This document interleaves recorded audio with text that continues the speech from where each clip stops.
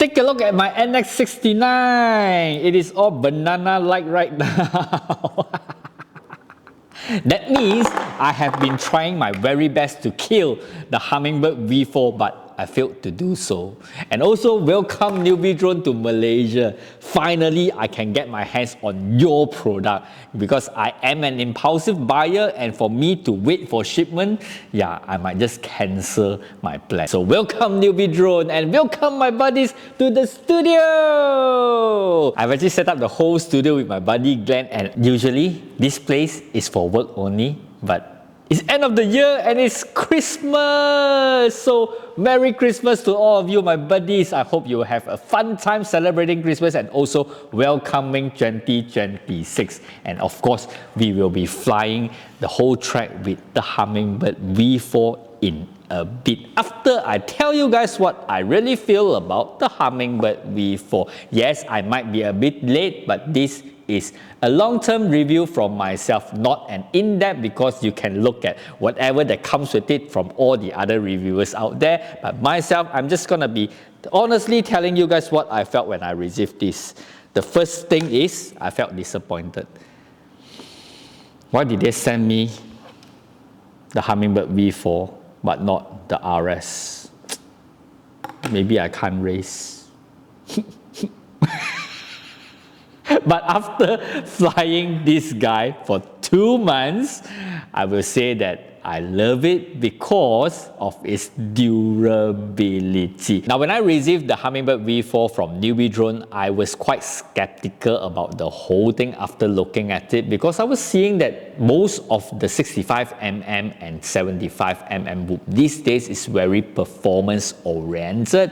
And so I asked them this question: who are you targeting with the Hummingbird V4? And they told me it was for beginners. But looking at the 30,000 kV models which is on the Hummingbird V4, I would say for beginners it is a little bit overwhelming until I continue to fly this guy. Now, I will say that it is a perfect tiny whoop for any beginners to get because of its durability. Now, not only is the quad durable, the AIO on the quad is also very, very durable and not as fragile as some of the tiny whoops out there these days. So yes, now let's talk a little bit more about what I do not like on the Hummingbird V4. Number one is the camera angle. Although yes, it is adjustable, but every single time when I crashed it, it tends to flex up or down just because of the single screw which is holding the camera to the canopy itself. So if you're flying one, you can actually tighten it a little bit more, or maybe put some E6000 to hold the camera in its place. Apart from that, it's this freakingly long antenna that will get stuck into the props when you crash. And the next thing that I do not really like about the Hummingbird V4 is the camera itself. The image quality coming from the BI camera is a little bit too high contrast. I would still prefer the Beta FPV CO3. Now, these are the only 3 cons that I got from flying the Hummingbird V4. Now, let's talk about the pros. The first thing when I plugged in this NX69 onto the Hummingbird V4 was the colorful LED. It was so beautiful, and that is what we are going to be using to do some light painting on the Christmas tree later. The best thing that I love about the Hummingbird V4 is again the durability. There are a lot of new AIO out there right now which is extremely light, but there is a little bit sacrifice on the durability as well. But for this, the durability is amazing. I've got so much confidence that I can continue to crash this guy multiple times without feeling that it will break. And the frame, the canopy, solid after multiple crashes. So yeah, let's not talk, we will fly right now. Let's go! Oh, by the way, the flight time that I'm getting from the NX69 on the Hummingbird V4 is 4 to 4.5 minutes flight time. So yeah, let's go and fly now! Alright buddies, let's go for one round around the track just to show you guys, and then we will dive this gap and check out the durability of the Hummingbird V4. I mean, for myself, I think it is super durable, but I'm gonna let you guys see how many times will I be crashing, because today we are definitely gonna challenge this dive gap. Okay, that is one. Oh yeah, there's also one more thing that I really love about the Hummingbird V4, which is the custom OSD. Let me just crash one time. Okay. Turtle mode. Shame, bro. Time for this challenge. Let's see if we can do it today.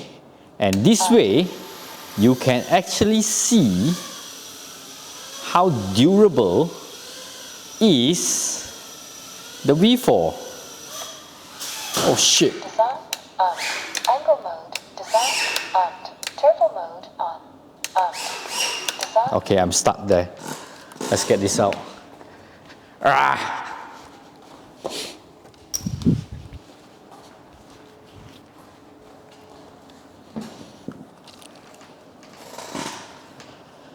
Whew. Making sure that it is recording. Acro mode.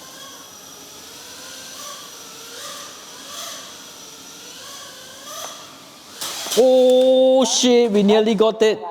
Buzzer active, disarmed, angle mode, acro mode. Should I be coming in from here? Yeah, let's go. Oh fuck. Angle mode, acro mode.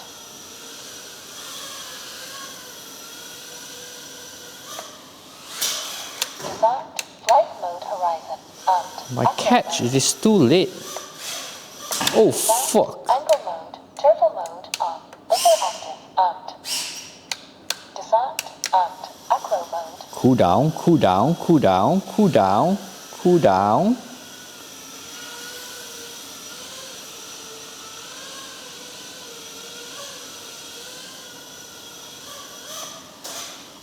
Disarmed, angle mode, buzzer active, disarmed, acro mode. Disarmed, angle mode, acro mode. Angle mode, disarmed, buzzer active, disarmed, acro mode.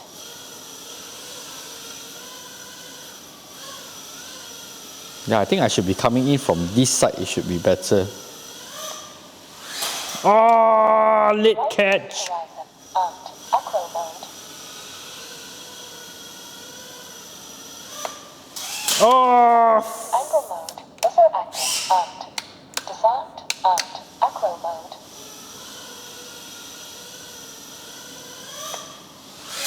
oh. Does that count? I will say it counts. Oh shit.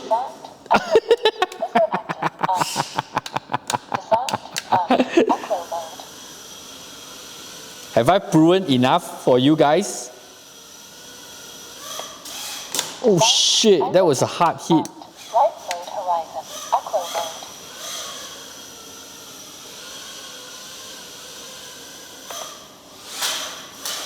Ooh, Angle mode, acro mode. Okay, last try before we come in for a land.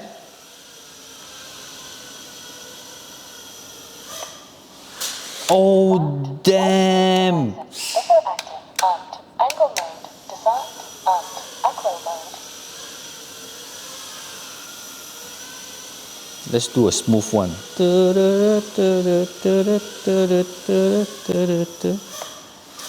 Oh shit! I went through, but yeah.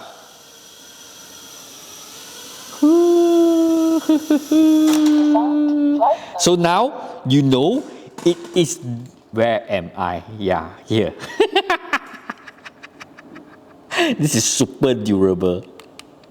So yep, that's it from me on the Newbeedrone Hummingbird V4. We are going to be doing some light painting now, and if you do like this content, please remember to subscribe and turn on the notification bell for all future content, because this is not going to be my last content for 2025. We will have another one coming up very soon. Remember, subscribe and turn on the notification bell, and I will see you guys there.